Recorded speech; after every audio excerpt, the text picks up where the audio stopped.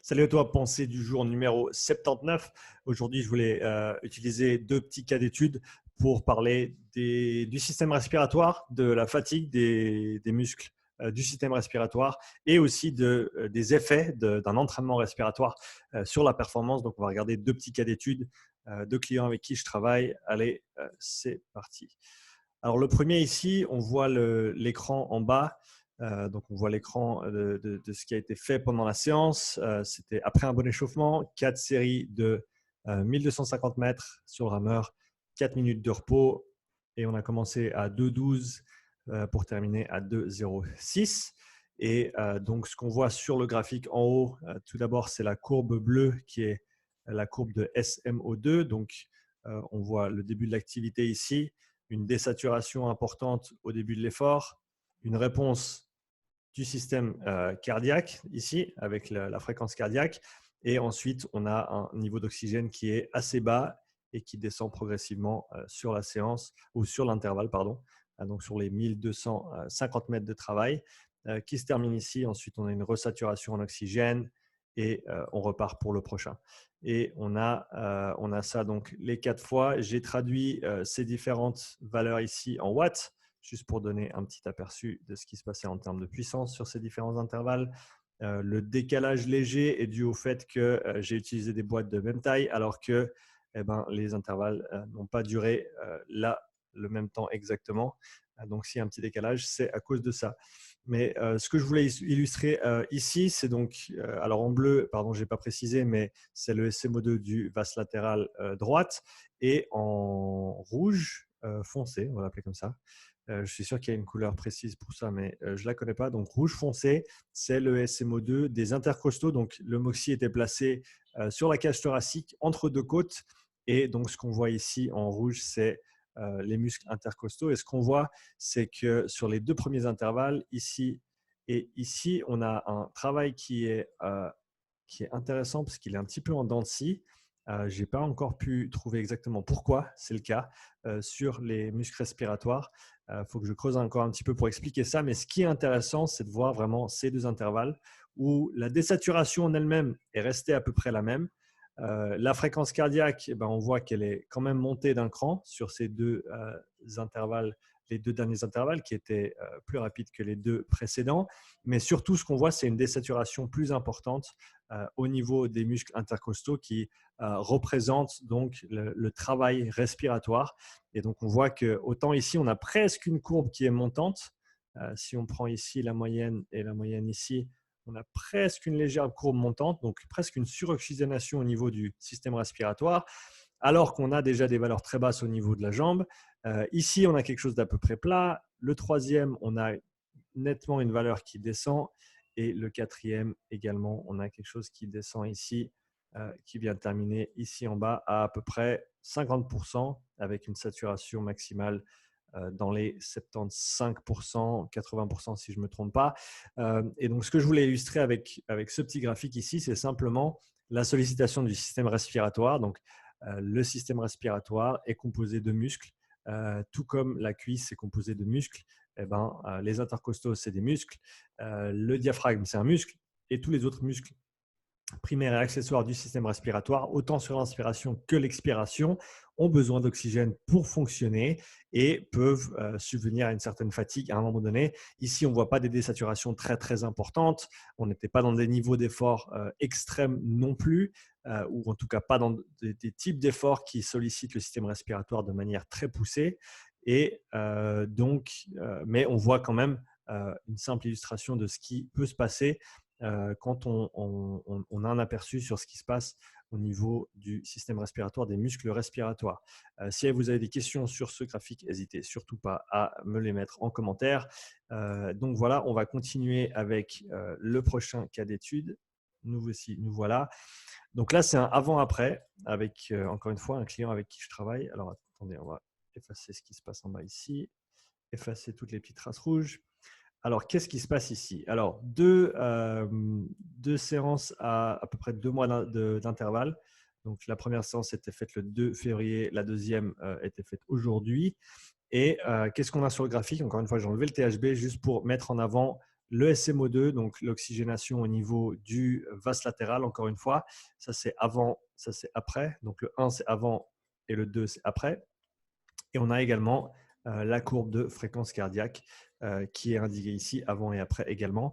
Et donc, ce qu'on voit notamment, là, déjà, ce qui saute aux yeux sur un intervalle d'intensité égale, donc si on prend ce premier intervalle qui est quasiment exactement le même avec 29 coups par minute et à peu près 2,05.4, on va dire, pour faire la moyenne des deux, entre 2,05.3 et 2,05.5 en vitesse moyenne ou en split, on voit déjà une différence au niveau de la sollicitation du cœur qui est assez significative. Même chose avec une récupération qui vient beaucoup plus bas que sur l'entraînement précédent. Donc ça, c'est toujours des valeurs positives à voir. Ce qui est intéressant aussi, c'est qu'en parallèle à ça, autant on a des valeurs cardiaques qui sont beaucoup plus basses à intensité égale. Donc ici, on est sur le premier intervalle et on a une intensité qui est donc équivalente. Ici 1, ici 1. Et par contre, on a une désaturation qui est quasiment la même au plus bas. D'accord. Donc, on a une sollicitation au niveau oxygénation qui est similaire au niveau du verse latéral, au niveau de la cuisse. On a une fréquence cardiaque qui est nettement plus basse et donc ce qui peut indiquer notamment que le système respiratoire a fait beaucoup plus de travail dans le sens où pour produire le même rendu, on a utilisé beaucoup moins de cœur. La même chose au niveau de la cuisse et donc un petit peu plus au niveau respiratoire sur ce deuxième effort, en sachant que ce client a fait 2 à 3 entraînements par semaine avec le Spiro Tiger, qui est donc un outil de travail respiratoire focalisé notamment sur le volume et aussi par la suite sur la fréquence respiratoire. Ses retours sur les entraînements, c'est que, et aussi sur le ressenti de cette séance, c'est qu'il a beaucoup moins de soucis au niveau respiratoire, il est beaucoup moins pris au niveau de la respiration, ou en tout cas beaucoup moins tôt. Donc ça, c'est déjà très, très intéressant à entendre en termes de retour après il a fait quoi, 5 semaines d'entraînement respiratoire, 6 semaines d'entraînement respiratoire. Donc voilà, 2-3 fois par semaine. Et pour ceux qui sont intéressés par les protocoles spécifiques, n'hésitez pas à mettre un petit commentaire. La deuxième chose qu'on voit qui est très significative, c'est la resaturation en oxygène, donc les temps de récupération. On voit la courbe bleu clair qui est donc la courbe de la séance d'aujourd'hui qui monte beaucoup plus haut que celle d'avant. Donc on a un apport d'oxygène qui est beaucoup plus conséquent malgré des fréquences cardiaques qui sont bien plus petites. Donc, à quoi on peut attribuer ça? On peut attribuer ça à un stroke volume, donc un volume d'éjection systolique qui est plus haut.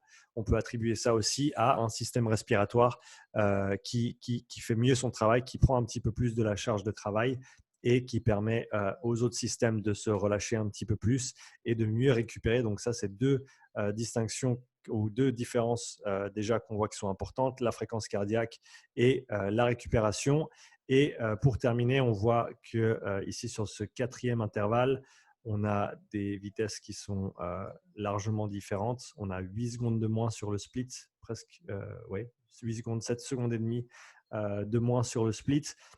Et malgré ça, on a une courbe de fréquence cardiaque qui est quasi équivalente jusqu'à la fin, en sachant qu'il a poussé un petit peu le dernier bout ici sur son intervalle d'aujourd'hui. Alors qu'on a des intensités d'effort qui sont très, très différentes. Et donc, une capacité à aller un petit peu plus loin après seulement, donc ça fait à peu près 8 semaines de travail, en sachant que je ne vois ce client qu'une fois par semaine. Donc, on fait du rameur qu'une fois par semaine. Il est très, très actif en dehors, mais rien sur le rameur. On ne le fait ça qu'une seule fois.